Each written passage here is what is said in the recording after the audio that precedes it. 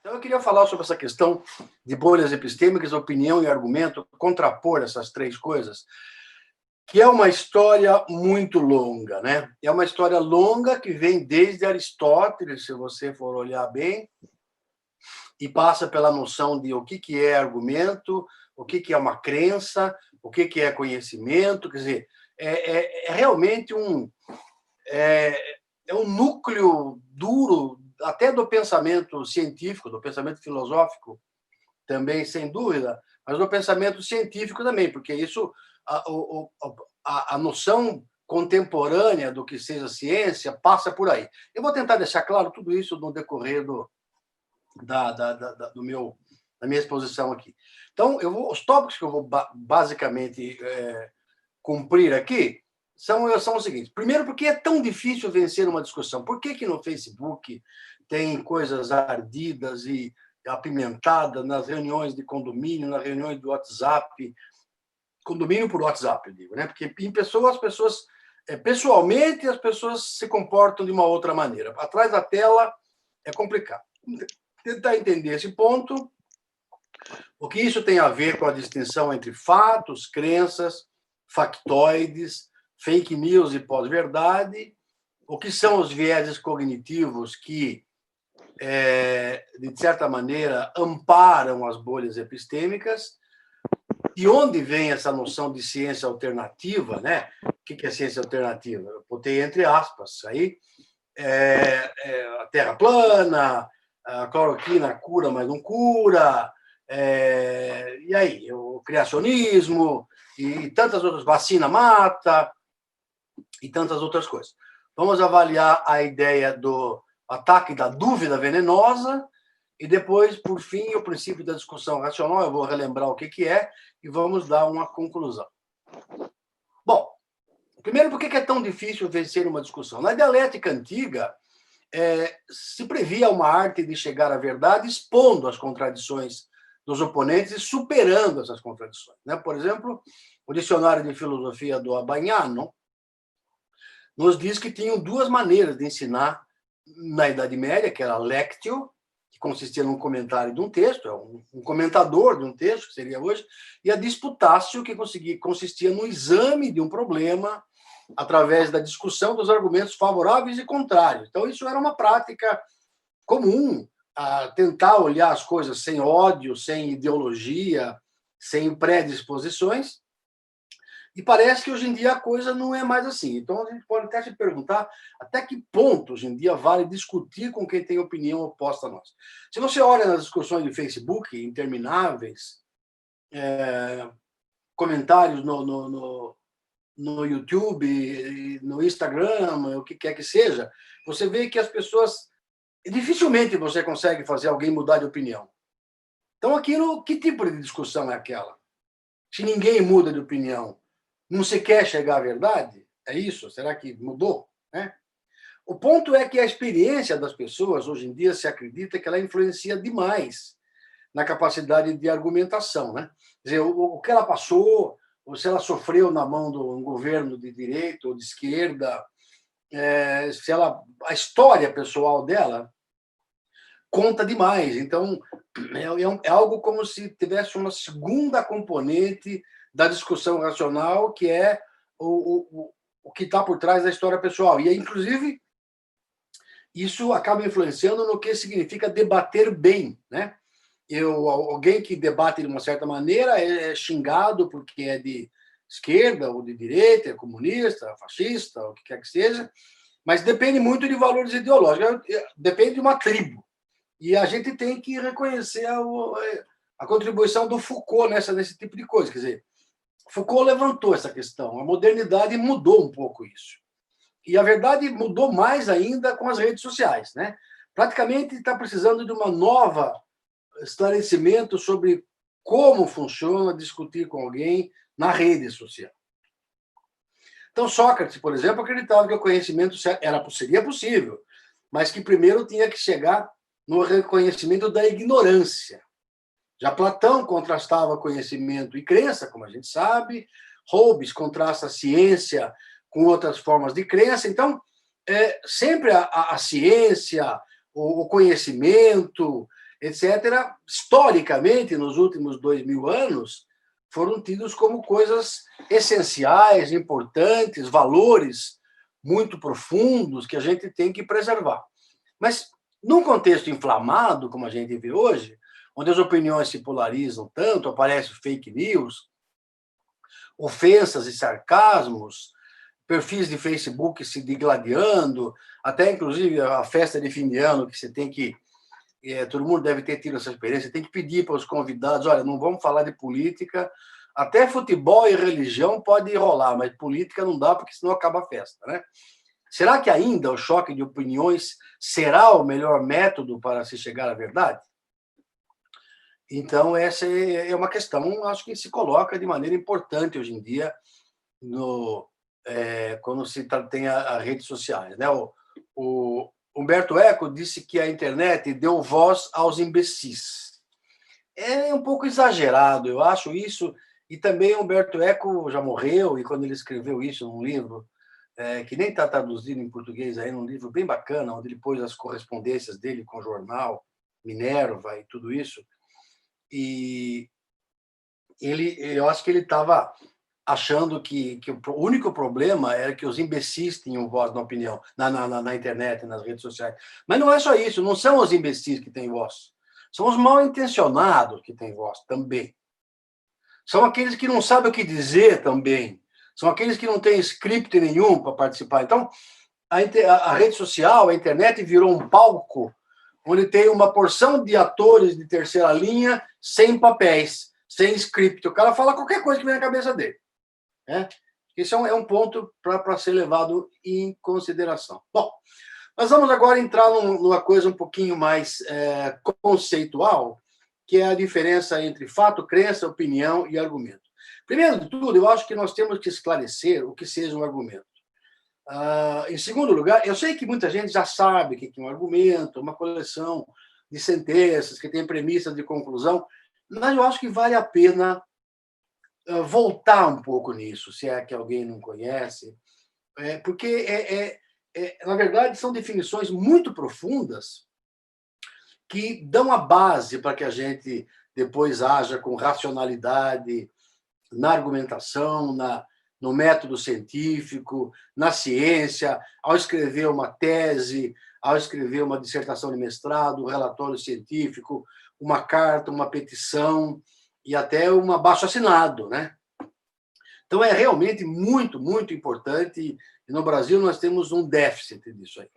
Segundo lugar, depois que eu tiver esclarecido de novo o que é argumento, diferenciar os argumentos dos fatos, de opiniões e de crenças, ver como essa distinção faz sentido e entra em todo lugar. Em terceiro lugar, esclarecer em que condições eu devo ou não devo argumentar, tentando responder aquela pergunta de se vale a pena entrar em conflito para tentar argumentar da maneira socrática, da maneira tradicional, da maneira milenar que a gente tem. Depois, mais ainda, para tentar dirimir a dúvida de quando o argumento está sendo bem usado ou não, quando o argumento é bom. Será que o que é um bom argumento? E, às vezes, em certas condições, eu não consigo ter um bom argumento, então eu vou ter um argumento forte, ou então fraco. E, às vezes, eu tenho a noção de argumento válido, e eu confundo isso, se eu não tomar cuidado, com a noção de bom argumento. Vamos tentar fazer um pouco um reassunto aí da história do que seja o argumento. Então, a definição de argumento é o seguinte: é uma coleção de afirmações, uma das quais se chama conclusão, e cuja verdade procura se estabelecer. As outras chamam-se premissas, e essas afirmações pretendem conduzir à conclusão ou apoiá-la ou nos persuadir da sua verdade. Agora, parece simples isso, mas por trás disso aí tem um esforço da lógica de 2000 anos, pelo menos, de novo.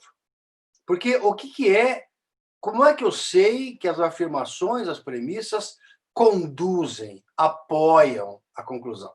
Quer dizer, no fundo, eu quero saber se a conclusão é uma consequência lógica ou uma consequência racional, pelo menos, das premissas. Isso não é mole.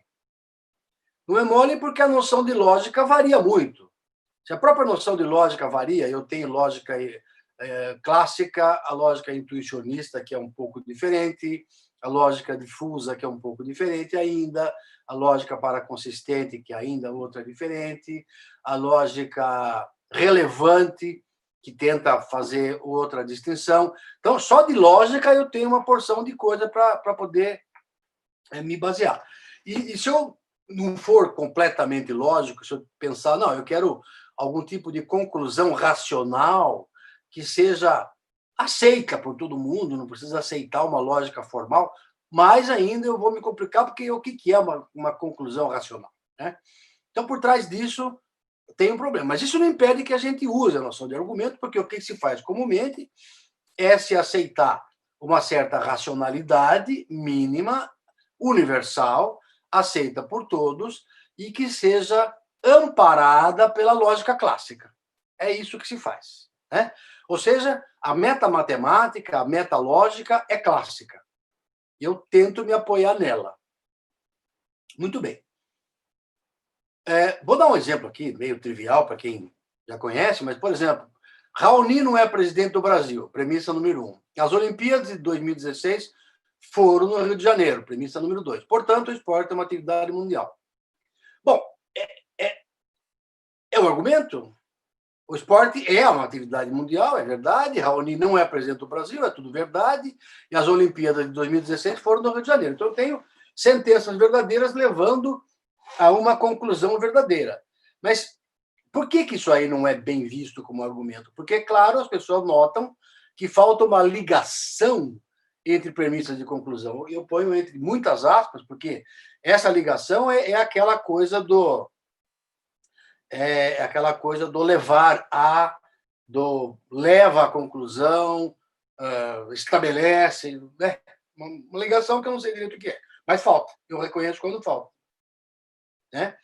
Falta também frases, às vezes colocar frases vagas, como, por exemplo, o esporte é uma atividade mundial. Bom, em que sentido isso? Parece que é verdadeiro, aceitável, mas o que quer dizer? É praticado no mundo inteiro?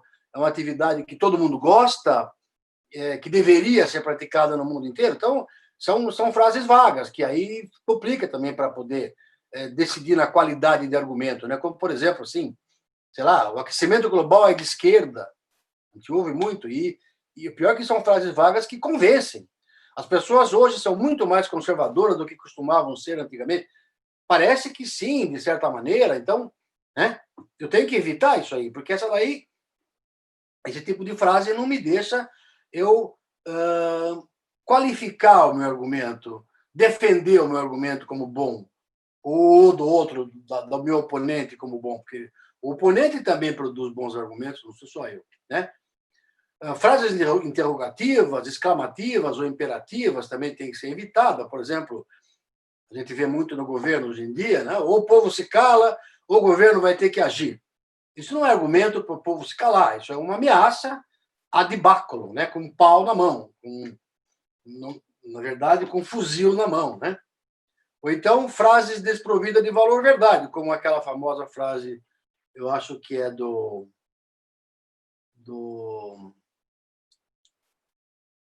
como é que chama o nosso amigo da linguista, esqueci o nome dele agora, o linguista famoso, que eu vou já lembrar o nome dele, está aqui na ponta da língua, mas você sabe de quem eu estou falando. Chomsky, esse é o nosso amigo. Ideias verdes incolores dormem furiosamente, né? É uma contradição em termo, porque se a ideia é verde e não tem cor, você está dormindo, como é que alguém pode dormir com fúria? Eu nunca vi ninguém até hoje conseguir fazer isso.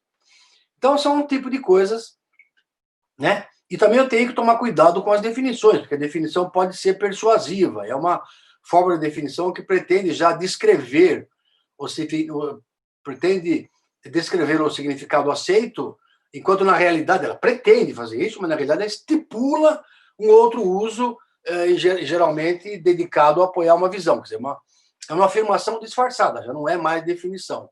Se eu defino o aborto como assassino de crianças antes do nascimento, não tem mais o que discutir, né? Ninguém vai defender o aborto porque seria defender o assassinato. Então, mudou de figura. Se eu defino um democrata como um esquerdista que deseja abolir a liberdade na esfera econômica, eu já estou dizendo que um democrata é aquele que quer colocar a camisa de força na atividade econômica. Então, já não tem mais jeito de defender economia com alguém que se diz democrata. Não dá mais. Imagina quem fez essa definição, né? Um ateu é alguém que ainda não percebeu que Deus existe. Quer dizer, o ateu é temporário, ele vai perceber que Deus existe, então o ateísmo já não existe. Não é possível alguém ser ateu, ele só é questão de esperar. O ateu é alguém que não esperou suficientemente. Então, esse tipo de definição tem que ser evitado, etc. Agora, você poderia me perguntar por que definições são tão importantes? Na verdade, definições são mais importantes, às vezes, do que os próprios teoremas em matemática, ou lógica, ou computação. Se você define bem, muitas vezes você não tem que demonstrar mais nada. E se você define mal, você não vai conseguir demonstrar nada, né? Tem certas linguagens de programação, só para quem se interessa por isso, como Isabelle, que usa a teoria de tipos, em que quase tudo é definir. Em teoria de tipos, colocar as coisas é definir. Se você definiu bem, ela está pronta e feita. E definir bem não é trivial, usando a teoria de tipos. Você define você define claramente a lógica clássica dentro da teoria de tipos, que é uma linguagem de ordem superior. Para quem conhece um pouco de lógica, só para fazer um parênteses assim, um pouco mais formalizado. Então, definir, usando, por exemplo, teoria de tipos, é algo tremendamente difícil, complexo e importantíssimo. Quer dizer, definir é realmente muito bem. Você vai notar que muitas vezes o que falta numa argumentação, num confronto argumentativo, é a falta de definições. Tá? Bom, e agora, será que... Vamos tentar ver quando é que um argumento é bom, e a gente chama de bom, no nosso livro de pensamento crítico, que eu tenho junto com meu colega Richard Epstein, a gente chama de good argumento. Em inglês eles chamam de good, eu chamo de bom, algumas pessoas chamam de sound. Esse argumento sadio, bom, sei lá. Mas a palavra só coloquei esse adjetivo em inglês. Se vocês forem procurar em outro lugar, em livros mais conhecidos, como do Salmo, por exemplo, ele fala sound. O que é um sound, um argumento sound? Um bom argumento, o sound é aquele que tem as premissas aceitas como verdadeiras e que ainda, respeitando a noção de argumento, ela dá boas razões para se acreditar na verdade da conclusão. Quer dizer, ela é um bom argumento, é um conjunto de premissas e conclusão, onde, de fato, as premissas acarretam, levam à conclusão, mas, ainda por cima, as premissas têm que ser aceitas como verdadeiras. Né? Então, o contra-exemplo do Raoni, presidente do esporte, ela tem todas as premissas e a conclusão aceitas como verdadeiras. Só está faltando a cola lógica, só está faltando o acarretar logicamente, ou levar à consequência, a noção de consequencialidade. Então, eu separei aí em dois critérios para aceitar bons argumentos. Primeiro é a aceitabilidade das premissas. Veja que eu não estou colocando verdade das premissas, estou colocando aceitabilidade, porque às vezes a gente não consegue saber se a premissa é, de fato, absolutamente verdadeira. Eu consigo verificar se eu tenho boas razões para aceitar a premissa. Então, a aceitabilidade das premissas é o primeiro argumento, e a consequencialidade. Devemos nos certificar que as premissas conduzem, sustentam, estabelecem a conclusão. Bom, parece muito simples, mas não é trivial. Para a hora que você tentar levar essa definição a sério, você vai ver que, no fundo, escrever uma tese é aplicar esse tipo de coisa, mais as definições. Mas, evidentemente, o estilo e a retórica e tal. Mas escrever uma carta, uma defesa se você levou uma multa que você acha que é injusta, escrever uma defesa da multa é aplicar uma noção de argumento. Escrever um trabalho científico é assim, e etc, etc, etc. É muito universal isso. É muito universal isso, né? Bom, consequentemente, se a noção de bom argumento é aquela, são maus argumentos aquelas coisas onde as premissas e as conclusões são verdadeiras, mas a conclusão não se segue das premissas, ela falha na consequencialidade. Ou outra maneira de ser um mau argumento é que as premissas sustentam a conclusão, mas uma delas é falsa ou não plausível, ou ainda quando eu tenho premissas falsas e conclusão falsa. E isso é um caso interessante, que separa teorema de argumento, né? O argumento não pode ter premissas falsas e conclusão falsa. O teorema pode. Se eu digo 2 mais 2 é 5, então π é o número racional. É um teorema, seria um teorema perfeitamente aceitável, porque é impossível que a premissa seja verdadeira e a conclusão seja falsa, dado que a premissa nunca é verdadeira, porque 2 mais 2 não é 5 na aritmética tradicional, etc, etc. Então, um teorema, esse é um ponto que, às vezes, eu gosto de chamar a atenção com meus alunos, porque alguns alunos pensam que argumento e teorema é a mesma coisa. Não é. Argumento é como se fosse um caso especial de teorema. Vamos chamar assim, por abuso da linguagem. Quer dizer, seriam teoremas, entre muitas aspas, onde não posso ter premissa verdadeira e a consequência não é absolutamente lógica, mas é uma coisa sustentada, aceita como conectivamente ligada à conclusão, etc. Então, são casos de maus argumentos. E aí aparece a noção de argumento válido, para a gente verificar se argumento é só lógica ou é mais do que lógica. Já vou dizer que não. Argumento não é reduzido à lógica. O argumento só não pode contrariar a lógica, mas não basta você ter uma máquina lógica que ela não vai produzir argumentos, menos ainda bons argumentos. Vamos ver um caso aqui, um contra-exemplo. Pedro é deputado. Todos os deputados são interesseiros. Logo, Pedro é interesseiro. Se as premissas forem tidas como verdadeiras, a conclusão será verdadeira, mas tem um se aí. Né? Se for o caso que Pedro seja um deputado, e se for o caso, não estou dizendo que também não seja, mas se for o caso que todos os deputados são interesseiros, então, consequentemente, Pedro é um interesseiro. Mas eu tenho que, note a partícula se. Né? O se significa que eu tenho que fazer um esforço de tomar as premissas como verdadeiras, mas eu não sei se elas são.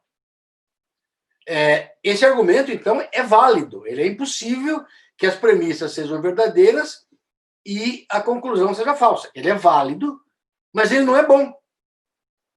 Porque, embora tenha consequencialidade, a consequência segue das premissas, se elas forem tomadas como verdadeira, ou aceitando-se as premissas, segue-se a conclusão, eu não tenho nenhuma razão de aceitabilidade das premissas. Então, isso mostra para mim com uma clareza nítida que o argumento ser válido não é ser bom. Claro que ele não pode ser inválido. Se ele for inválido, ele já não é bom. Né? E ele é inválido, tem que ler bem aí, quando ele deixar de ser válido. Ou seja, se ele tiver uma instância, pelo menos uma instância, onde as premissas podem ser verdadeiras, a conclusão falsa. Nesse caso, basta uma instância para ele ser inválido e ele deixar de ser bom argumento. Né? Então, o argumento acima é válido, mas será que é bom? Não, não é bom. Né? Eu coloco isso também porque, de novo, os estudantes e muita gente confundem. Se for válido, já está ótimo. Não. Se for válido, é apenas um pedaço da história. Tá? Então, quando não. Então, o argumento é bom quando ele tem que ser válido, etc., tem consequencialidade e as premissas são aceitas. E quando eu não conseguir ter certeza se o argumento é válido, quer dizer, se eu não está claro para mim o papel entre as premissas e conclusões, etc., vamos tentar ver se ainda assim eu consigo argumentar. Consigo, né? Se o meu argumento não é bom, não é perfeito, etc., ele pode ser forte, ou muito forte. Quando é quase impossível, a noção de validade é um pouco mais estendida. É quase impossível que, ao mesmo tempo, as premissas, está faltando um S no plural aí, premissas sejam verdadeiras e a conclusão falsa. Quase. Eu vou dar um exemplo aí. Ele é fraco quando é provável que, ao mesmo tempo, as premissas, de novo falta, sejam verdadeiras e a conclusão falsa. Vamos dar um exemplo aqui. Vamos, então, classificar os argumentos quando eles satisfazem os válidos, então, satisfazem a condição 2, ele tem a noção de consequencialidade lógica, eles são candidatos a bons argumentos. Então, os argumentos válidos são candidatos a bons argumentos. Falta alguma coisa ainda para ele ser bom argumento. Ele será bom argumento se satisfizer também a condição 1, a aceitabilidade das premissas. Aqueles muito fortes ou fortes são aqueles que têm premissas aceitáveis. Não são absolutamente reluzentes e verdadeiras, mas elas são aceitáveis e satisfazem a condição 2 de consequencialidade. Por exemplo, não são circulares, né? Vou dar um exemplo daqui a pouco já. E aí, em geral, são bons argumentos. Eu tenho que avaliar um por um. Eu não tenho uma máquina, eu não tenho nenhum algoritmo, é impossível isso, ter um algoritmo que me avalia se o argumento é bom ou não. Isso é uma tarefa filosófica. Ainda bem, né? Assim tem lugar para o filósofo para o resto da eternidade. Os argumentos fracos são maus argumentos, eles não satisfazem a aceitabilidade das premissas. Então, o que eu tenho aqui? Um quadro geral onde eu posso classificar os argumentos. É muito útil isso. É realmente útil. Eu mesmo que escrevi, junto com meu colega, um livro sobre pensamento crítico, eu tenho que pensar muito, tenho que filosofar bastante para saber se eu estou perto de um bom argumento, de um mau argumento, de um argumento forte, de um argumento fraco. Não é mole isso, né?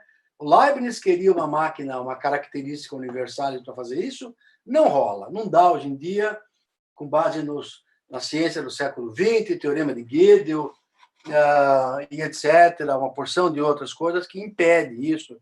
O teorema problema da parada das máquinas de Turing, eu não consigo nem um programa de computador que verifique todos os outros programas de computador se eles vão entrar em loop ou não. Isso é impossível. Então, se eu não consigo fazer isso nem por uma fatia muito delimitada do conhecimento, que é a teoria da computabilidade, que são os algoritmos, eu não vou conseguir fazer para argumentos filosóficos sobre ética, estética e etc., etc., etc. Metalógica, filosofia da matemática, filosofia da ética, imagina só, né? Então, o que eu tenho aí? Esse quadro me dá, na vertical, eu tenho a consequencialidade, eu tenho que perguntar se segue ou não segue. Segue ou não segue? Sequitur ou não sequitur, né? E do outro lado eu tenho a aceitabilidade.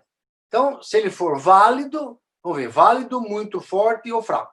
Se ele for válido, quer dizer, é impossível que as premissas sejam verdadeiras e a conclusão falsa, e a premissa segue da conclusão, é um bom argumento. Se ele for muito forte, quer dizer, é quase impossível que as premissas sejam verdadeiras e a conclusão falsa, e ainda assim segue, tem a consequencialidade, é bom. Se for fraco, já é mal. Né? É quase certo, é muito plausível que as premissas sejam falsas, então não rola. É mal. Agora, se não segue, acabou, já é mal. Então, o que você vê aí que para ser bom argumento não é simples assim, ele tem... São poucos, né? Até pela tabela dá para ver isso, os argumentos que podem ser classificados como bons. São os válidos, consequenciais, e os muito fortes, ou fortes consequenciais. E nesse meio campo aí é que a gente tem que agir com a nossa vã filosofia. Por exemplo, um exemplo de mau argumento. O religioso dizendo o seguinte: Deus existe. O incréu discutindo com o religioso, eu não estou dizendo que ele seja um pastor, é notório isso ir por pastores, mas não precisa ser. O incréu diz: mas como é que você sabe? Porque a Bíblia afirma isso claramente, está na Bíblia. Mas por que razão você pensa que o que a Bíblia diz é verdade? Porque Deus escreveu a Bíblia, quer dizer, obviamente circular. Eu estou dizendo que a Bíblia é boa porque Deus escreveu a Bíblia e a própria Bíblia prova que Deus existe. É como eu dar um atestado de idoneidade moral para mim mesmo, né? Então, não rola o argumento circular. Circularidade não é boa consequencialidade. Então, Platão é um grande filósofo. Ok, concordemos. Todos os grandes filósofos são gregos. Parece que não é aceitável isso. Então, Platão é grego. Bom, Platão é grego, e se de fato todos os grandes filósofos fossem gregos, seria uma boa razão. Mas a premissa é duvidosa, falsa, se você prestar atenção. Depende até de quem que. Aí, de novo, entra aí um pouco da sua história. Depende de que você quer achar que são grandes filósofos. Pode dizer, não, para mim, grandes filósofos são aqueles de mais de 1000 anos de idade. Já restringe bem. Está jogando fora Descartes, Hegel e tantos outros. Tudo bem. Mas é discutível, né? É um argumento que se pretende universal, não vai dar certo. Não é um bom argumento, é mau. Agora, você pode modificar esse argumento para torná-lo um pouco melhor. Olha só. E aí nós vamos entrar numa outra seara, né? Platão é um grande filósofo, isso é universalmente aceito. Eu acho que eu não conheço ninguém que diga que Platão não é um grande filósofo. Bom, eu poderia melhorar ou mudar a minha asserção. Muitos dos grandes filósofos são gregos. O que são muitos? Se eu pegar entre os 10 melhores que eu classifico, vários deles são gregos. Bom, então logo Platão tem boa chance de ser grego. Se eu não soubesse quem é Platão, se eu não tivesse conhecimento da biografia de Platão, eu dissesse Xenofóbides, sei lá quem é, não existe nenhum com esse nome, mas já denuncia que é grego, mas, sei lá, XX tem boa chance de ser grego? Bom, boa chance até que tem. Então, que tipo de argumento eu estou fazendo nessa terceira vertente que eu estou chamando desse argumento? Eu estou chamando que é um argumento quase que usa uma coisa chamada lógica indutiva, né? Vou dar um outro exemplo mais numérico. Platão é um grande filósofo, universalmente aceito. 15% dos grandes filósofos são gregos.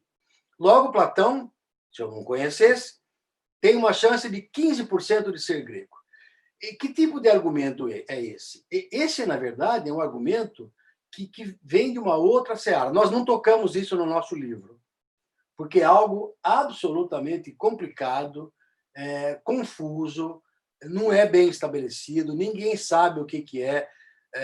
Alguns chamam isso de lógica probabilística, outros de lógica indutiva. Tem uma grande questão ligando indução e probabilidade, se elas têm uma relação, se não têm. Eu fiz uma aula outro dia, se alguém quiser, eu posso passar, acho que está até no YouTube lá, sobre a questão da probabilidade e indução, né? Então, esse tipo de coisa é uma outra vertente. Eu posso aceitar ou não, etc. Mas note, é muito parecido com o seguinte argumento. Por exemplo, 15% das... Esta bola veio de uma caixa. Platão é um grande filósofo, corresponde à asserção, esta bola veio desta caixa. Tá. Eu peguei uma bola, não olhei ainda, e digo, esta bola veio daquela caixa. Ok. 15% das bolas daquela caixa são brancas. Alguém me fez essa conta, verificou que a caixa tinha 100 bolas, 15 bolas pretas, ou 15 bolas brancas e 85 bolas vermelhas. Então, 15% das bolas daquela caixa são brancas. Logo, essa bola que está na minha mão tem 15% de chance de ser branca. De onde vem isso? Isso vem da noção de probabilidade frequencial. A definição de probabilidade frequencial me diz isso. É o número de casos possíveis sobre casos prováveis. Então, eu posso usar a definição de probabilidade frequencial para apoiar esse argumento e dizer que ele é um bom argumento indutivo ou probabilista. Mas eu quero deixar claro que isso é uma outra coisa, uma outra guerra, uma outra briga, que não está errado, você não tem que abandonar, mas no nosso livro nós propositadamente evitamos argumentos numéricos desse tipo, porque eles são muito, muito, muito controversos e abre outra briga enorme, tá bom? Mas, enfim, pode, se você quiser, classificar isso como um bom argumento nesse exato caso, por causa da noção de probabilidade frequencial. Bem, vamos agora entrar, então, no que a gente tinha prometido, que fake news, fatos alternativos, pós-verdade. O que se chama de desordem informativa é quando a informação falsa é partilhada conscientemente para causar dano, né? Ela é impingida, ela é deliberadamente colocada para causar dano, confusão, desordem. É o que a gente vê hoje nos fake news o tempo inteiro, né? O que se chama guerra híbrida, até tem um nome, é como as fake news são inoculadas na informação pública. Elas não são simplesmente falsas. Não é informação falsa. Então, veja só, ela, antes de tudo, ela é falsa. Mas ela não é só falsa. Ela tem um caráter muito perverso que trai uma intenção, né? Então, fake news, claro, se eu colocar como fake news 2 mais 2 é 9, é fake news também. Atenção, foi demonstrado que 2 mais 2 é 9. Ninguém vai dar bola para isso, né? Agora, se eu coloco como fake news alguma coisa do governo, do Lula, do Bolsonaro, do Trump, da cloroquina, não sei o quê, ó, aí começa a ficar intencional, as pessoas começam a ter dúvidas realmente com base na dúvida. E o que eu definiria como pós-verdade é tentar obrigar alguém a acreditar em algo, independentemente da evidência. Talvez outros colegas nesse curso vão definir pós-verdade de outra maneira. Não vamos brigar comigo por causa disso. Para mim, a pós-verdade funciona adotando esta definição. De novo, as definições são muito relevantes onde você quer chegar, né? Então, tentar obrigar alguém a acreditar independentemente da evidência. Então, note que a pós-verdade é o abandono da noção de evidência. Eu não sei se eu tenho tempo aqui de contar um caso que aconteceu numa lista de WhatsApp que eu participo. Alguém colocou assim: gente, a NASA, o satélite da NASA vai passar aqui essa noite no estado de São Paulo, entre 11 horas da noite e meia-noite, e estão pedindo para todos colaborarem, ficarem nus na varanda ou no quintal, para o satélite medir a temperatura corporal das pessoas. E, por favor, ficar com o RG na mão. Aí você começa a analisar essa coisa, se ela tem cara de fake news ou não. É possível que o satélite passe em São Paulo e meça a temperatura de uma massa de pessoas? É. Não é impossível, os satélites da NASA já medem temperatura de floresta, de rio, para saber se está esquentou na água, se a floresta está mais quente do que devia. Ela realmente, o satélite da NASA pode medir a temperatura. Será que seria uma manobra interessante medir a temperatura das pessoas no estado de São Paulo para saber, dar um dado a mais na questão do coronavírus? Bom, não é implausível, mas já começa a ser menos plausível. E a terceira coisa, ficar nu com RG na mão, aí começa a ser muito implausível, né? E as pessoas passam à frente disso, até com boa vontade, querendo ajudar e tal, porque elas se desligam da noção de evidência, né? Meu colega que está nos ouvindo aqui, Abílio Rodrigues e eu, temos um ou mais papers onde a gente trata a noção de evidência, tenta trabalhar com essa noção epistêmica, que é uma noção fabulosamente importante, e ainda falta muita coisa para que a gente entenda essa noção de evidência, enquanto ligada à probabilidade, enquanto ligada à noção de verdade, evidências conclusivas, evidências não conclusivas. Eu deixo aqui aí a sugestão para quem quiser falar com o Abílio ou comigo depois sobre isso.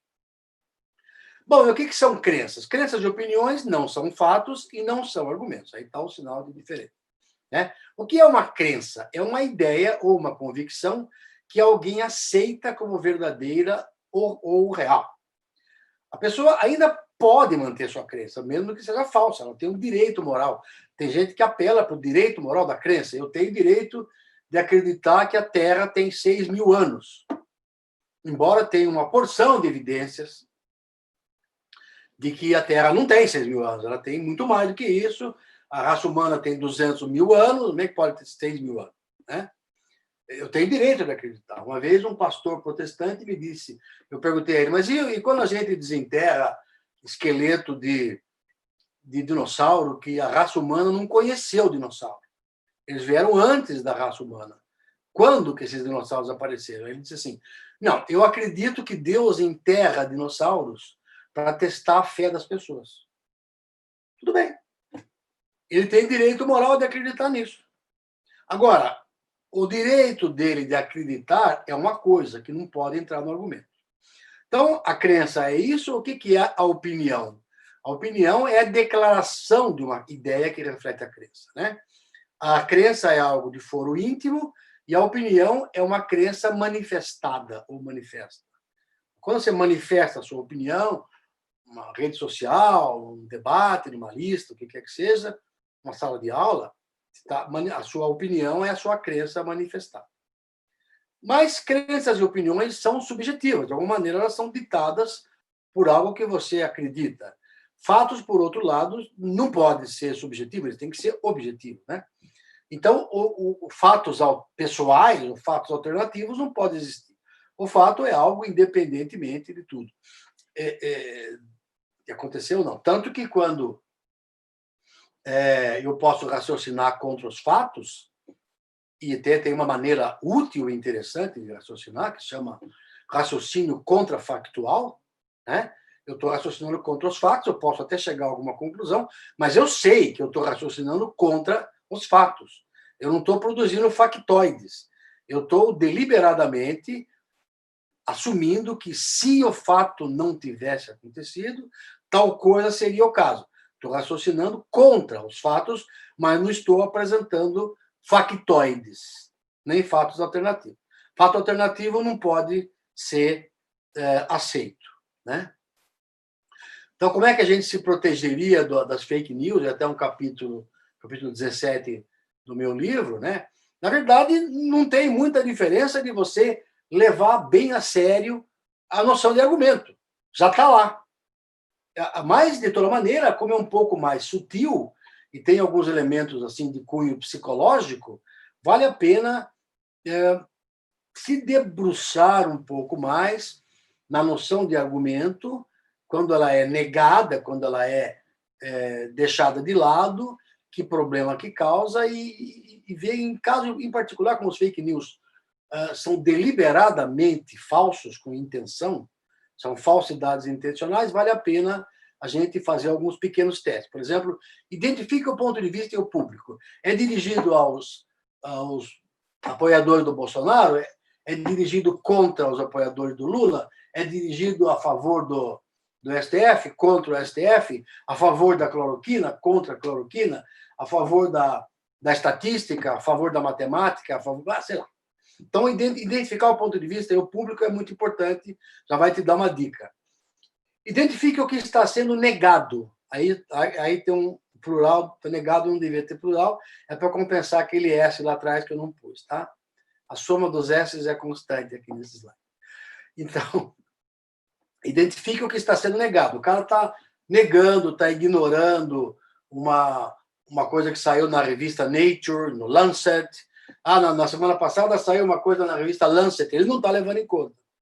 Por que não? Esqueceu? Provavelmente não, né? Diferencia os fatos das interpretações dos fatos. O cara, por exemplo, ontem eu vi um argumento assim: a Índia tem pouca gente que morreu de Covid, é um fato. Interpretação do cara é a seguinte: porque eles usaram cloroquina desde o começo. Inventou uma interpretação para o fato de que a Índia tem poucos mortos da Covid. Eu não sei se tem poucos mortos porque não divulgam, porque não conseguem medir, sei lá por quê. Né? O cara já inventou uma interpretação e põe para todo mundo, e muita gente compra isso. Né? Outras histórias dessa fonte ou dessa pessoa já foram tidas como incrédulas. Uma boa noção de evidência da incredulidade. A história é interessante demais, impressionante demais, né? A fonte é identificável, em geral, não é nesse ponto. Então, para muita gente, vocês são filósofos, gente que trabalha com a racionalidade de uma maneira mais profissional, talvez pareça pouco para vocês, mas para muita gente isso não é pouco. Isso é muito, isso é bacana, isso ajuda bastante ao cara tomar uma posição, ainda mais nos dias de hoje, né?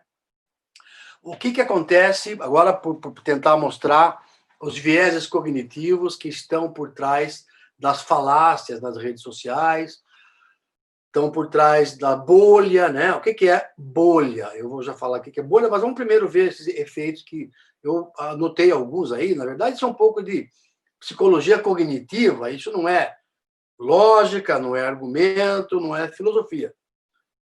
Mas tem bons trabalhos hoje em dia sobre psicologia da economia, psicologia cognitiva, que ajudam a entender por que as pessoas cometem certas falácias. Ela não ajuda a explicar o que é uma falácia. Ela ajuda a explicar por que a gente cai em falácia. Então, acho que é interessante. O meu efeito caravana, né, ligada, por exemplo, à falácia do argumentum ad populum. Fazer algo, acreditar, porque outras pessoas estão fazendo ou estão acreditando. Eu vou votar no fulano porque todo mundo está dizendo que vai votar nele. Por exemplo, cascata repetitiva, argumentum ad nauseam, né? Um processo de auto-reforço no qual uma crença coletiva ganha mais plausibilidade através da repetição. Está todo mundo falando, falam tanto da cloroquina, não pode estar errado. É cascata repetitiva em ação. Então, na verdade, eu estou só dizendo como é que elas se relacionam a certas falácias conhecidas. O efeito da terceira pessoa, essa não tem nenhuma falácia com nome conhecido, mas é a crença de que as mensagens da mídia, inclusive as fake news, têm efeito maior nos outros. Eu não caio em fake news. É o meu vizinho que cai, a minha tia que cai, é a minha avó que cai, é sempre os outros que caem. Eu não, eu sou imune, né? Então, cara, a pessoa se tem em alta conta, ela acha que não, ela passa, né? E outro chamado reflexo de Semmelweis, que é a tendência de rejeitar evidências que contradizem o paradigma, né? Também chamado viés cognitivo número 1. Eu vejo evidências em contrário, eu desprezo, não, porque eu só quero as evidências que me dizem a respeito, que confirmam a minha crença ou a minha opinião. Então, tudo isso faz com que as bolhas epistêmicas aconteçam. O que são bolhas epistêmicas? É aquele grupo onde as vozes discordantes são excluídas de forma violenta, né? Você vai no Facebook, você entra numa, sei lá, tanto faz. Pode entrar numa bolha epistêmica dos petistas, dos bolsonaristas, do bolsomínio, bolha epistêmica daqueles que acreditam que a filosofia não serve para nada, e aí você não consegue penetrar, você não consegue dar a sua contribuição, porque eles não querem ouvir. Eles formam a câmara de eco, né? Eles apoiam-se fortemente nas vozes concordantes, se retroalimentam. Então, entra aí o efeito caravana, cascata, o reflexo de Semmelweis, etc., e ainda a negação. Ninguém acha que sofreu as fake news. É o efeito da terceira pessoa. Então, essa é a bolha epistêmica que tanta gente fala. Eu acho que elas existem, elas funcionam.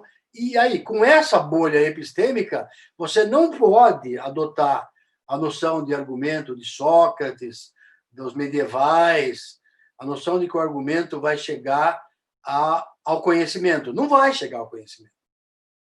Aí não vai dar, você não vai conseguir, você vai ser xingado, escorraçado, e ficar doente de nervosismo, de raiva, e ter uma úlcera no estômago. Não dá, né? Não tem jeito. E precisa tomar cuidado para que também a gente não faça assim quando entrem na nossa bolha epistêmica, né? Por exemplo, na minha bolha epistêmica, não tem sentido dizer que a filosofia, as ciências sociais não é alguma coisa que se deve ser apoiada pelo governo. Mas se alguém quiser tentar, né, demonstrar esse ponto com argumentos, a gente deveria, em princípio, ouvir o cara. Acho eu. Né?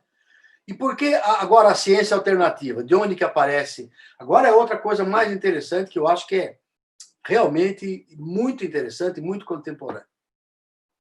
Como surgem essas coisas, então, da ciência alternativa? Não é só a bolha epistêmica. A bolha epistêmica dá razão a ela dá razão à Terra plana, ela dá razão ao criacionismo, ela dá razão ao antivacina, ao movimento antivacina, ela dá razão à cloroquina é cura, etc. Vamos analisar um pouquinho isso. Então, alguém pode acreditar que a Terra tem apenas 6.000 anos e que Deus fabricou um casal de pessoas brancas que habitavam o paraíso. Ele pode acreditar nisso, não tem nenhum problema. O direito moral dele acreditar no que quiser lhe assiste, né? Mas isso é diferente de obrigar as escolas a instilar tais ideias na educação dos estudantes, com base no direito à crença. Isso é o resultado do que eu chamo de dúvida venenosa. Eu que botei esse nome aí, espero que esse nome seja aceito. O que é a dúvida venenosa? É abrir uma dúvida quando eu não tenho certeza absoluta de alguma coisa. Por exemplo, no livro recente que eu recomendo muito, chama Merchants of Doubt, Mercadores da Dúvida, como uns poucos cientistas ocultaram a verdade do cigarro ao aquecimento global, dessa Naomi Oreskes e Eric Conway, esse livro mostra a história do movimento tabagista americano, como que as empresas contratavam estatísticos, biólogos, etc., para contradizer a estatística na época. Na época, a estatística não era perfeita, eles estavam tentando estabelecer um nexo causal entre fumar e ter câncer no pulmão. É claro que esse nexo causal nunca vai ser 100%. É claro que ele começa primeiro com um nexo estatístico. Ele começa primeiro com uma correlação. Eu correlaciono quem fuma e quem tem câncer no pulmão e vejo que tem números altos que correlacionam as coisas.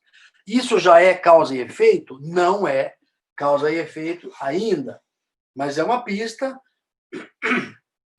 para que os cientistas busquem a relação de causa e efeito e, vagarosamente, eles vão achando. O que fazia a indústria do tabaco? Como ainda não era perfeito, eles contratavam gente bem paga, gente inteligente, competente, cientistas competentes, muito bem pagos, para contradizer os achados estatísticos e as tentativas de causa e efeito que estavam sendo colocadas. É como se hoje em dia alguém injetasse dinheiro para destruir as tentativas de tentar mostrar que a coronavírus, cloroquina, hidroxicloroquina, não realmente funcionam como remédio universal. Né? Os testes e tal, os artigos científicos, os experimentos do duplo cego, estão tentando avaliar isso. Mas é como se alguém botasse muito dinheiro para tentar quebrar, arrebentar, estragar essa tentativa. Será que alguém está pondo dinheiro para tentar estragar isso na cloroquina? Eu não sei. Não estou dizendo que sim, nem que não. Estou dizendo que isso aconteceu fatalmente com a indústria do cigarro. Né? Então, por exemplo, alguns exemplos que eles dão nesse livro e num outro livro que essa Naomi Oreskes escreveu, editou com várias outras pessoas, que se chama Por que acreditar na ciência? Eles dão alguns exemplos interessantes aí. Um exemplo é: a mudança climática é falsa ou não provocada pelo homem? Uma dúvida, uma anticiência que aparece. Então, os físicos atmosféricos e o painel intergovernamental de mudanças climáticas, o famoso IPCC, dizem, né, garantem estatisticamente, tem estudos e tal, que o acúmulo de gases do efeito estufa na atmosfera está aquecendo o planeta, levando ao aumento do nível do mar, eventos climáticos e tal. E por que o acúmulo de gases de efeito estufa acontece? Por ação humana. Isso é a hipótese que está rolando. Isso foi demonstrado como uma lei da física, como uma lei matemática absoluta? Não ainda. Né? Porque a ciência é assim. As ciências naturais não têm nexos perfeitos, ela tem nexos causais beyond the reasonable doubt, quer dizer, que estão além da dúvida razoável. E aí vai se formando o consenso, né? Por exemplo, o American Enterprise Institute, que é aquelas instituições que têm dinheiro para promover o ceticismo e por que eles estão interessados nisso? Porque questões de mudança climática atrapalham grandes empresas. Ele promove o ceticismo sobre mudança e evidência científica e menospreza a conclusão do estudo científico. Ele inclusive oferece recompensa financeira para quem quiser buscar erro no relatório do IPCC.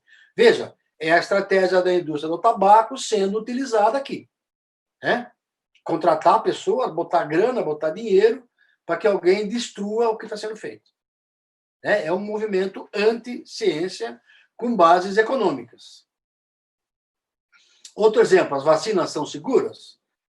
Tem um movimento anti-vacina, né? Os imunologistas garantem que vacinas geralmente são seguras, quase todas que todo mundo tomou. Eu nunca conheci ninguém, eu tomei todas que tinha dentro da infância. Muita gente que eu conheço tomou, meus filhos tomaram, meu neto toma, meu sobrinho toma, né? E, em geral, são saudáveis, são bem estabelecidas, protegem milhões de pessoas e não causam autismo. Não é isso que causa autismo.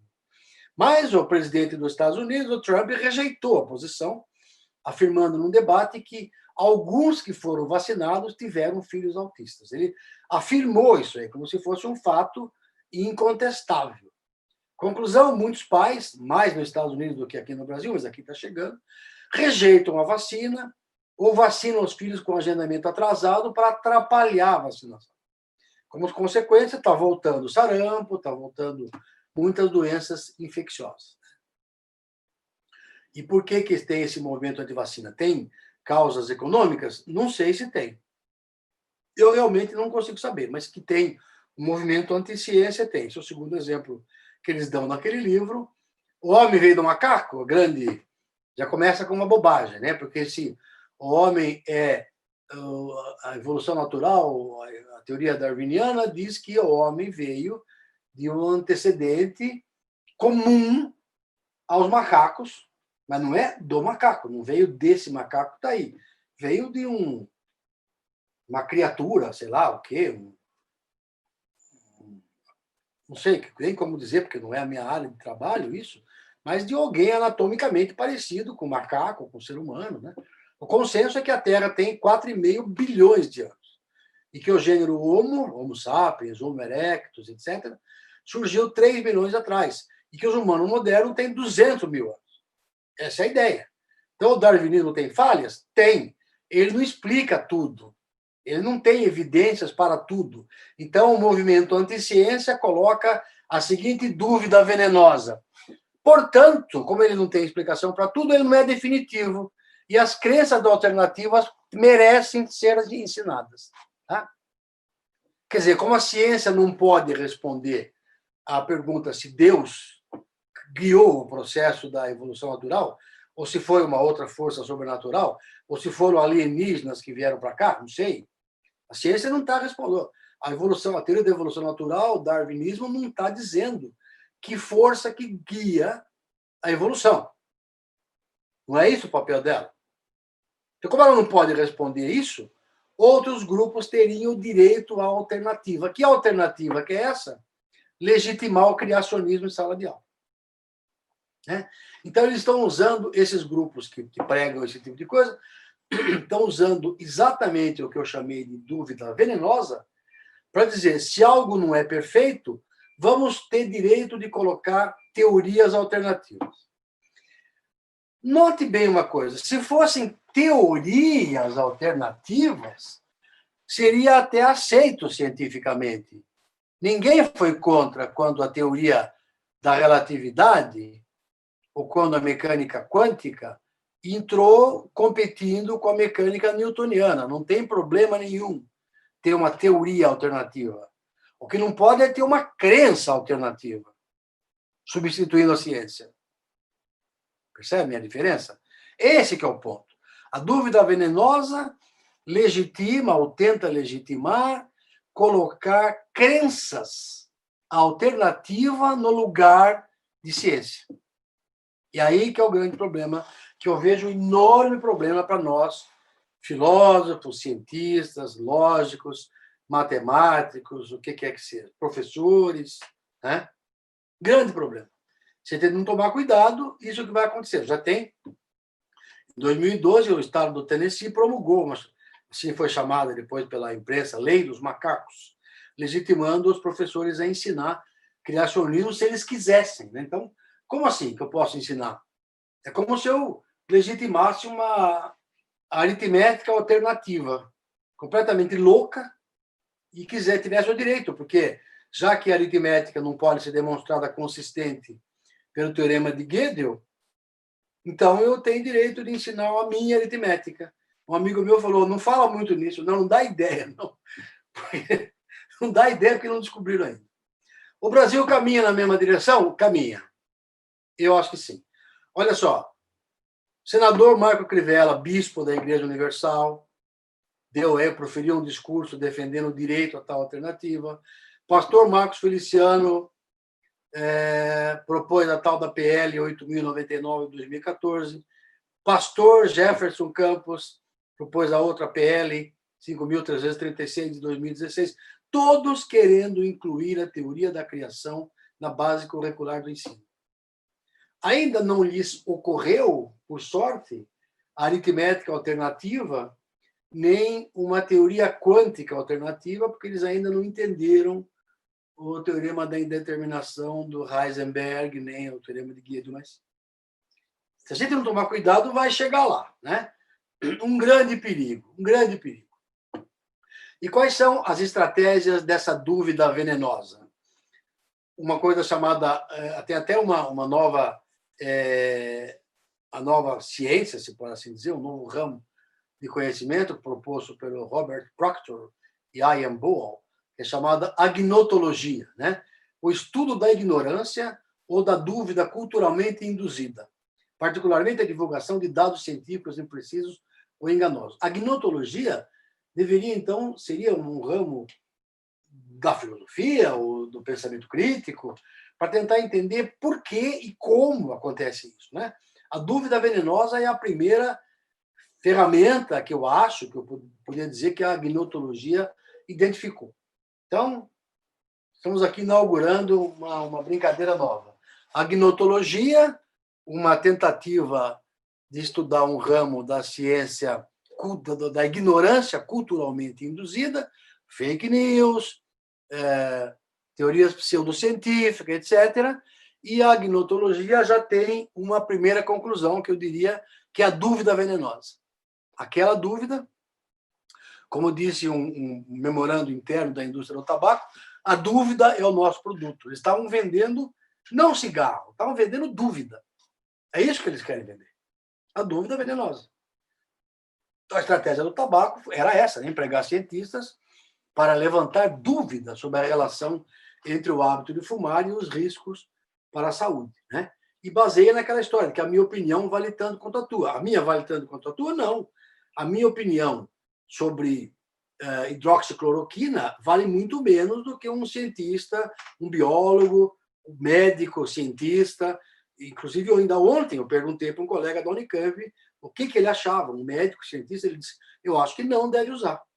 O risco é muito alto para uma porcentagem de cura que ninguém sabe e que ninguém sabe se foi coincidência ou não. Eu aceito a opinião de um médico que passou a vida inteira conhecendo isso. Então, a minha opinião vale tanto quanto a dele? Não.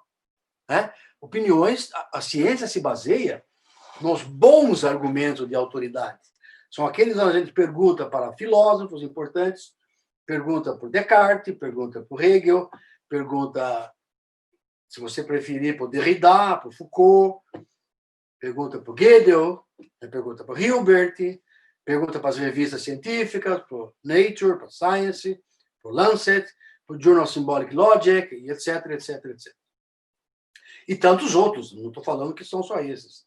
Pergunta para a ciência estabelecida. E, então, novamente, vale a pena debater com a pseudociência? Quer dizer, levantar controvérsias para levar à negação da ciência? o que eles querem é vender a pseudociência como ciência alternativa, né? E os mercadores da dúvida, como eu chamo aí, ou eles chamam no livro, usam o grau de incerteza presente no estudo estatístico para questionar qualquer conclusão que você pode chegar. Então, aí, a questão de célula-tronco, existência do buraco na camada de ozônio, perigo da chuva ácida, pesticida, DDT, Monsanto, etc, etc, etc. O que eles gostariam muito é que a gente fizesse um debate com eles, fizesse um debate com os terraplanistas, para tentar verificar se realmente a Terra é plana ou não. Provavelmente não vai levar a nada, isso não vai levar, eu tenho certeza, ao terraplanista abandonar a teoria da Terra plana. Vai levar a ele dizer depois na mídia que a teoria da Terra plana está sendo debatida a nível científico. Né? Por isso que não vale a pena você fazer um número temático de uma revista sobre ciência, debatendo com eles. Você pode falar a respeito, mas debater com eles não dá. Então, eu quero mostrar o seguinte, isso é uma grande diferença do debate já no tempo de Aristóteles, ou do debate socrático, ou do debate platônico. Né? O melhor de tudo é o socrático. E no debate medieval, onde que pretendiam chegar à verdade. Aqui não se pretende chegar à verdade. Tem mecanismos políticos e econômicos muito poderosos por trás. A gente tem que tomar muito cuidado nessa questão. Né? Por exemplo, a vertente política e ideológica. A Covid-19 foi orquestrada para introduzir a nova ordem mundial. Eles vão forçar todos a tomar a vacina para esterilizar as pessoas, ou marcar geneticamente todos. É o Bill Gates que quer fazer isso. É o Bill Gates do Word, lá da Microsoft, que quer fazer isso. A Covid foi criada na China para o plano chinês da dominação. Esse tipo de coisa você não consegue debater, chamar a pessoa num debate político e debater isso aí, que é o que ela mais queria, né? Ser ainda que você derrube todos os argumentos dele, ele não abre a boca. Ele foi lá debater com a ciência. Então, se deu um status para ele. Né? Os gabinetes da dúvida venenosa são aqueles que não é só o gabinete do ódio que tem, são gabinetes da dúvida venenosa também, que instilam esse tipo de coisa, tipo, as pessoas estão acabando com a sua liberdade, não querem tirar a sua liberdade de tomar cloroquina, faltam estudos para comprovar a narrativa do clima. A hora que chama de narrativa, já viu o que está querendo dizer, já colocou a coisa em termos, já ridicularizou. Né? A narrativa do clima não está esquentando tanto assim como dizem. Tem feito muito frio aqui em São Paulo. Então, colocar esse tipo de dúvida, o cara que não tem prática científica nenhuma acaba engolindo. A população vai perder emprego se a gente não voltar logo para a rua. Estão nos enganando com números falsos, é tudo falso. Como é que o cara sabe que é falso? Que evidência ele apresenta? Nenhuma. Né? Então, o gabinete da dúvida venenosa se dedica a instilar esse tipo de coisa. Eu acho que são coisas que a gente tem que ficar muito consciente nessa data, né, nessa data presente, no tempo presente. E eu lembro, para quase finalizar aqui a minha fala, de algo que já estava presente na teoria da racionalidade, na teoria da argumentação, e tem vários filósofos que falam disso, muitos filósofos, Quine falou sobre isso, Davidson falou sobre isso, tem muita gente que fala sobre esse assunto, eu não vou entrar aqui nessa história. Eu vou colocar o princípio da discussão racional, como a gente coloca no nosso livro de pensamento crítico, e expondo esse princípio como um guia filosófico para você decidir quando vale a pena entrar em discussão, quando não vale a pena. Para continuar a discutir ou reparar o argumento de uma pessoa, porque isso é uma coisa importante que eu não disse aqui, muitas vezes o argumento do outro vem meio torto, meio errado. É até uma bela atitude filosófica você arrumar. Você está querendo dizer isso? Você quer dizer isso? Você está partindo dessa definição? Então, vamos esclarecer? Sim. Você está ajudando racionalmente a argumentação a atingir a verdade. Né? Para reparar o argumento de uma pessoa, ou então continuar a discutir, é necessário assumir que a pessoa conhece o assunto em discussão, ela tem conhecimento Ela não está apenas manifestando uma crença irracional. Ela conhece, ela tem boa intenção. Ela é capaz e disposta a raciocinar bem. Ela não está drogada, ela não está bêbada, ela não está com raiva de você, ela não quer te matar, ela não é dogmática, absolutamente, absoluta. Então, se for assim, não há como discutir. E que a pessoa não está mentindo ou deliberadamente tentando enganar. Ou seja, você tem que observar se ela está disposta a argumentar para chegar à verdade. Não é trivial isso. Não é trivial.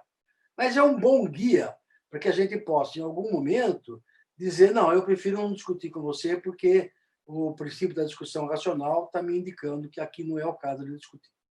Né? Pelo menos tem um guia, tem algum guia na filosofia, na racionalidade humana, que você pode apelar, assim como você pode apelar para a definição de argumento, e que te vá guiar na medida que você participa ou deixa de participar de uma discussão. Quer dizer, termino aqui com uma frase fabulosa do Bertrand Russell, em 1931, quase 100 anos atrás. Ele dizia que a causa fundamental, no chamado triunfo da estupidez, a causa fundamental do problema, que problema? A irracionalidade que ele já via, que ele já notava sendo manifesta há 90 anos atrás. Ele dizia: a causa fundamental do problema é que no mundo moderno, naquele mundo moderno, os estúpidos são arrogantes. Não falta exemplo, né? Enquanto os inteligentes estão cheios de dúvida. Quer dizer, enquanto a ciência tem dúvida sobre a cloroquina, os arrogantes já vendem como solução final. Um exemplo aí. Bom, muitíssimo obrigado. Era isso que eu queria dizer para vocês. Espero ter sido claro. E passo a palavra agora ao Matheus para que ele conduza o resto da reunião. Muito obrigado. Obrigado, professor. Vou abrir agora, pessoal, para as perguntas. Apareceu aqui uma pergunta no chat, me enviaram uma pergunta no chat, professor. Olá, uma problematização para o professor Walter. É sobre a necessária diferenciação entre fato, crença, opinião e argumento, né, que o senhor fez durante a apresentação. Uhum.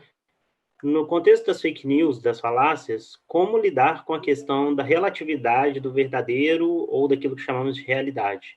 Refiro-me ao esforço de argumentar sem incorrer na arrogância de afirmar a existência de uma verdade, com V maiúsculo, a pessoa colocou, única. Bom, aí é isso que eu coloquei, né? A noção de argumento forte e fraco, né? Quando eu não tenho certeza absoluta da verdade, claro, depende do assunto que eu estou falando. Se eu estou falando de número inteiro, número primo, coisas que têm definições absolutamente claras, né? Absolutamente perfeitas, eu posso decidir se alguma coisa satisfaz ou não. Aí eu posso falar da verdade com V maiúsculo. Mas quando isso não é o caso, eu tenho que me restringir a pensar em argumentos fortes ou fracos, né? Argumentos onde, quando eu não tenho certeza absoluta, eu posso pensar em mundos possíveis, por exemplo, né? Eu posso pensar em mundos possíveis que é aquele, o argumento é forte ou muito forte, quando é quase impossível, quer dizer, eu penso nos mundos possíveis, penso nas possibilidades do mundo, que ao mesmo tempo as premissas sejam verdadeiras e a conclusão falsa. Por exemplo, dá um exemplo de um argumento forte. O julgamento... E outra coisa interessante, é interessante notar que os julgamentos da lei, os julgamentos legais, jurídicos, quando tem eles chamam um júri, o júri dá a opinião dele, ele julga se o argumento é forte ou fraco. Por exemplo, aconteceu isso naquele caso, do caso Nardoni, onde um casal foi acusado de jogar a menina, a filha do camarada, lá do 10º andar para baixo, etc. Ninguém conseguiu ver, não tinha testemunha, não tinha filme e tal, só que tinha um argumento, evidências fortes, quer dizer, a tela foi rasgada da janela, a tela é forte, uma criança não consegue rasgar, teria que cortar com uma tesoura, parece que foi cortado com uma tesoura numa altura que a criança fica difícil cortar com uma tesoura. Aí depois tinha a marca de um pé com sapato masculino grande em cima da cama, e depois a menina lá embaixo. o camarada, o tal do Nardoni, disse que não, ele subiu na cama para ver por que a menina tinha pulado. As evidências mostram que é muito mais fácil ele ter jogado a menina, cortado a tela, pela altura que foi cortada a tela, pelo ângulo da tesoura, etc, etc, etc. O ângulo é diferente quando uma pessoa com um braço maior corta, quando uma pessoa criança corta, é mais vertical, etc. Bom, tinha lá várias evidências. Então, não se trata de uma coisa de verdade relativa. Eu quero rejeitar a noção de relatividade da verdade, não é isso. A verdade não é relativa, a verdade tem uma definição. Pode ser impossível, o teorema de Tarski diz que é impossível definir a verdade por meios lógicos, absolutos e tal. O teorema de Gödel mostra que demonstração e verdade, prova e verdade não são a mesma coisa, etc. Isso não quer dizer que a verdade deixou de, agora virou, a minha verdade é uma, a sua é outra. Não, não. O que eu tenho é verdades difíceis de serem estabelecidas e verdades menos difíceis de serem estabelecidas. É isso. E aí o argumento é tratado como forte, ou válido, ou bom, etc. Dessa maneira, né? Mas não é que a minha verdade é diferente da sua e a verdade é relativa. Isso não é isso, não faz parte da nossa teoria de argumentação. Talvez faça parte de alguma outra, da nossa não. Uma outra pergunta que, inclusive, se relaciona a essa última parte da sua resposta, professor, deixa eu ver o nome, é Rony Santos. Ele falou o seguinte: professor Carnielli, posso dizer que o argumento pós-moderno de que todas as verdades são parciais e dependem da perspectiva de cada pessoa, levou ao argumento de que existem diversas maneiras legítimas de entender ou representar um acontecimento. Isso possibilitou, por um lado, um discurso mais igualitário, ao mesmo tempo em que possibilitou que vozes antes excluídas fossem ouvidas, especialmente minorias, etc. Contudo, também foi explorado por quem queria defender teorias ofensivas ou desacreditadas, ou equiparar coisas que não podem ser equiparadas, como comparar uma teoria científica com uma crença ou opinião, possibilitando, por exemplo, que criacionistas reivindicassem o ensino do design inteligente nas escolas, né? Como não deixar, então, que as crenças e opiniões, como a citada acima, não vigorem, mas, ao mesmo tempo, continuar possibilitando um discurso igualitário e dando espaço para as vozes de minorias sociais? Bom, eu acho que, para dar voz às minorias sociais, não preciso mudar a noção de verdade. Colocar a verdade... E acho que isso seria, inclusive, muito negativo, né? Eu estou dizendo que a verdade tem uma verdade de segunda linha. Eu tenho que ter uma verdade de segunda linha que defende os fracos. Não posso aceitar uma coisa desse tipo. Eu posso aceitar que tem lugar, tem vezes que é difícil atingir a verdade, que a verdade é, às vezes, inatingível, que a verdade não coincide com mecanismos matemáticos. É o teorema de Gödel, eu volto a insistir nisso. O teorema de Gödel mostra que o mecanismo matemático de prova não coincide com a verdade, quer dizer, a verdade é alguma outra coisa ainda maior do que demonstrações matemáticas. É maior do que argumentação também. Eu não vou atingir toda a verdade argumentando. Talvez eu me aproxime cada vez mais, mas... Então, eu não acho que não se pode pensar que eu tenho que aceitar uma verdade ersatz, né? Uma verdade substitutiva, que seria a verdade de cada um, para poder fazer justiça social. Eu acho que a justiça social se faz muito mais com o que a gente está fazendo aqui, explicando as noções aceitas há 2000 anos do que é racionalidade, do que é lógica. Depois isso foi melhorando. Aristóteles, com a sua teoria dos silogismos, por exemplo, se defendendo contra os sofistas, não é? Já foi uma grande vitória. Depois a coisa foi melhorando, a noção de argumento foi aparecendo, a revolução científica, a noção do que é ciência, Popper e Thomas Kuhn tentando mostrar quais são os critérios para separar a ciência verdadeira da falsa ciência. Naquele tempo era a astrologia que era candidata à falsa ciência. Hoje em dia é a Terra plana, tem muito mais exemplos, infelizmente, hoje em dia.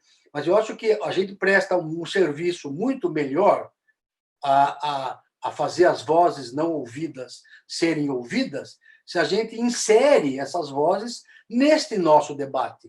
Não se oferece para eles um debate de segunda linha baseado numa noção de verdade pós-moderna. Ok.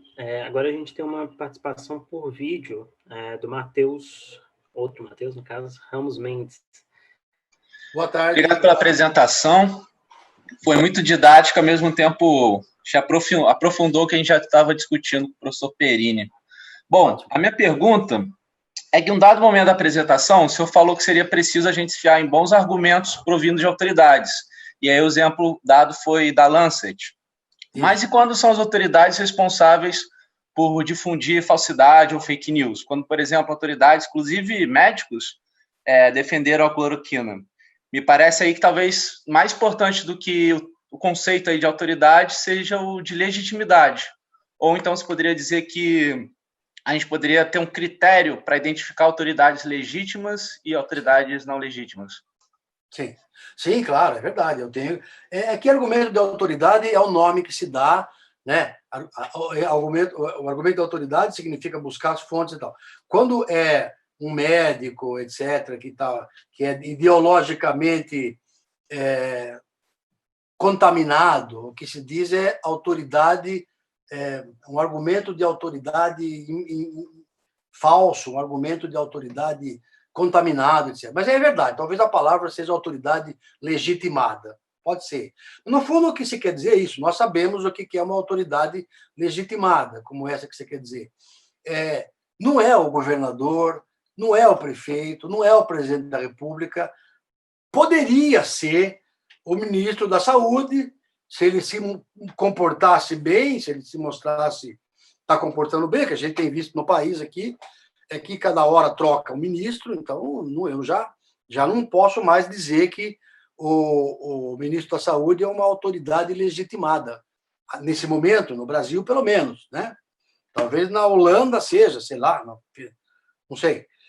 Mas as revistas científicas, pelo menos em princípio, são tidas, né? As boas, as revistas Journal of Philosophical Logic, a revista Mind, em princípio, são pessoas que têm zelado, pode errar também, quando erram, eles tiram o artigo, publicam um comunicado, etc. Mas a gente sabe que os cientistas, sei lá, as grandes universidades, se uma pessoa tem um bolsista número 1 do CNPq e tem um emprego numa boa universidade, então eu imagino que a opinião dele seja aceitável, mas é difícil dizer, né? Tem professor da USP que defende a Terra plana. Então, a gente tem que olhar isso de novo, Matheus. O argumento é filosófico, não tem um algoritmo que vai te colocar na balança, vai te dar um argumentômetro, né? Ou então um autorizazômetro, algo assim, que vai dizer que o cara é um legitimômetro, né?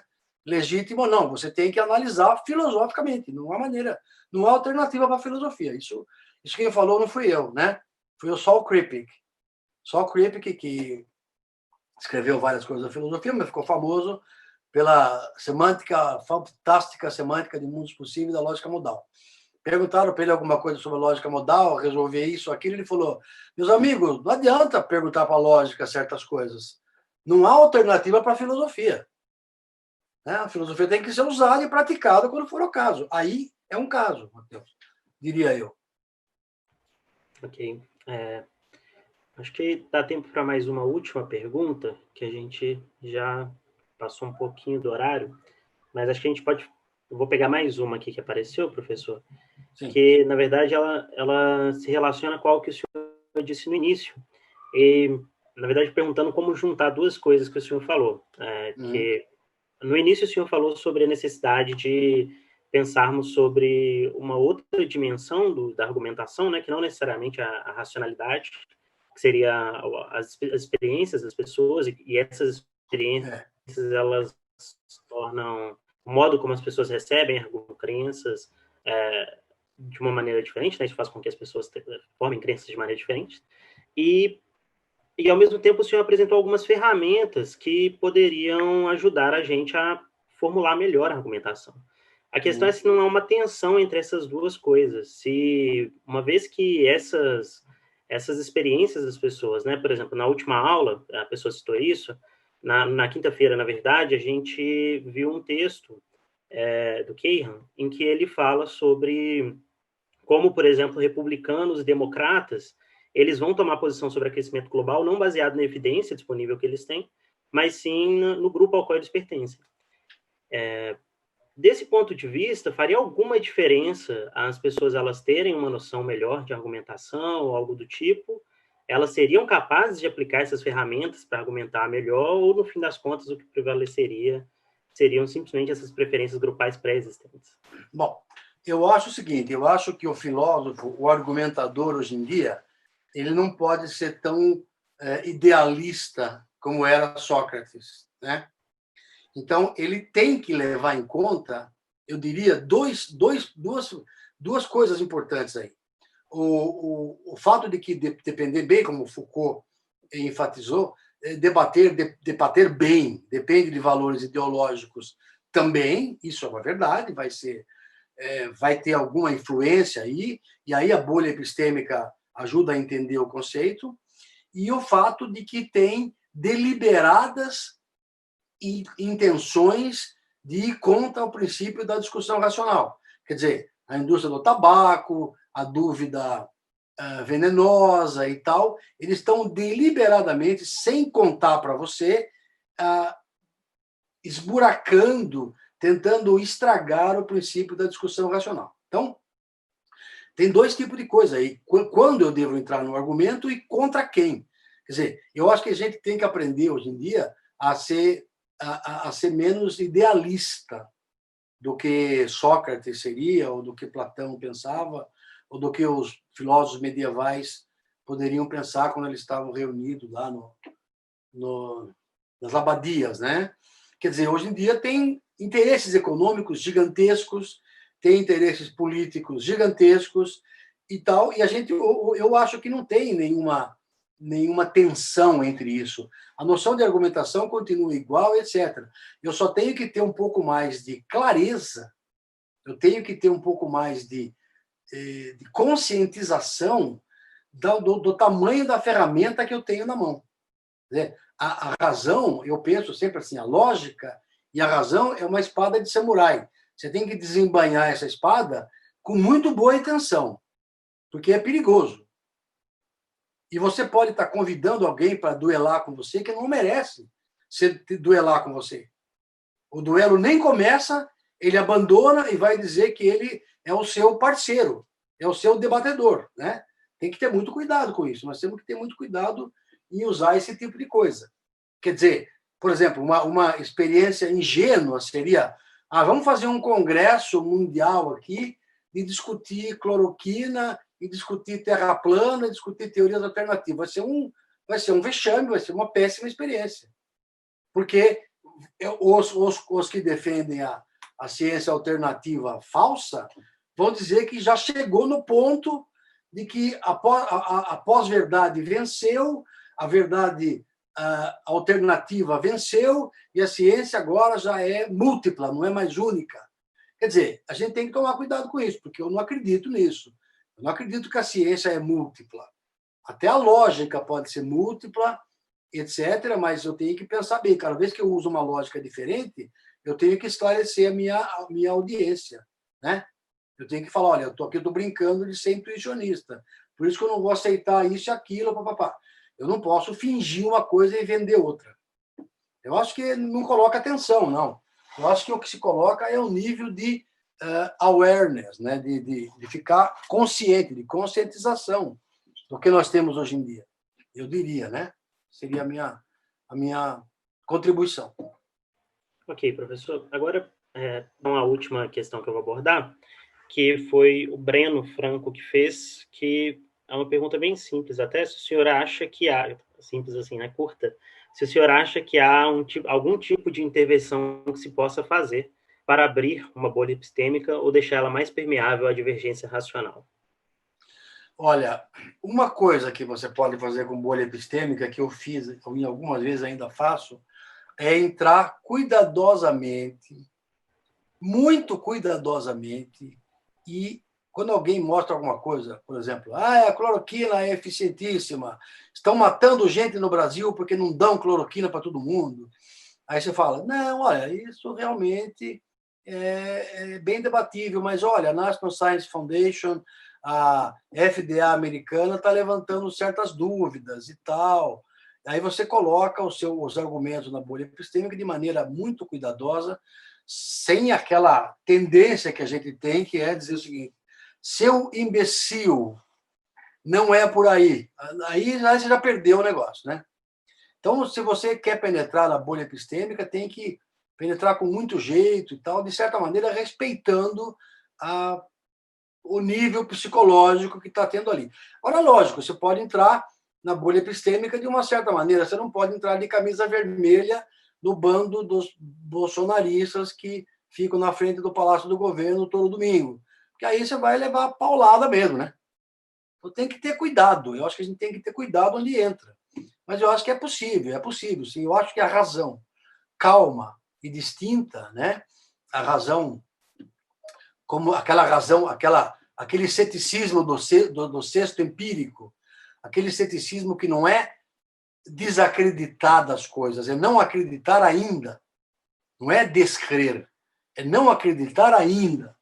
Esse ceticismo do sexto empírico, como dizia o nosso querido professor Porchat, que foi o fundador do Centro de Lógica, ele me falou uma vez o seguinte, eu era diretor do CLE, do Centro de Lógica, ele me falou o seguinte, você tem uma tarefa, além de tudo que você está fazendo, você tem mais uma tarefa que você não cumpriu. Eu disse, qual é, Porchat? Disse, você deveria colocar uma estátua do sexto empírico na entrada do Centro de Lógica, porque o sexto empírico é a maior racionalidade que existe, na minha opinião.